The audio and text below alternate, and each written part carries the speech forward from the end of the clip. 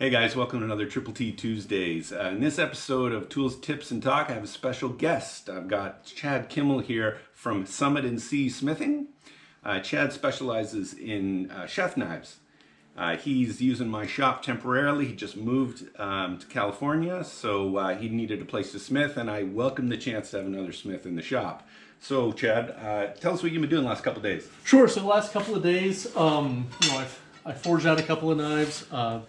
I mostly do chef's knives, so I've got a Nikiri and a regular, just 8-inch European style chef knife that I'm doing.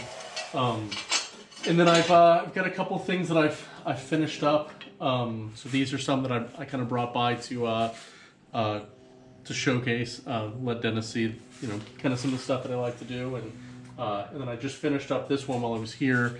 A nice ring gidgee handle, and did a little hamon on this. It looks nice, but getting really close to being finished, so we're looking forward to doing that. I've just been kind of using the shop. We just moved to Monterey, so we're excited to be in the area. Awesome. So, tips on making chef knives. What do you think are some of the couple of the most important things that are different about chef knives than others? Sure. So edge geometry is super important. When you're looking to get into chef knives, you really want to be careful to kind of figure out what you're cutting. So I always say carrots and onions are really kind of the big test. So get yourself a nice big. You can go to like a Stable or something like that and buy a bag of like carrots. They're like B grade carrots. They're not something you and I would eat, but they're 1.5 inches, 2 inches thick.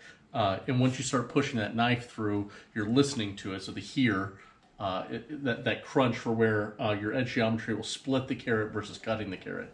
And that gives you kind of a good idea of how good your edge geometry is.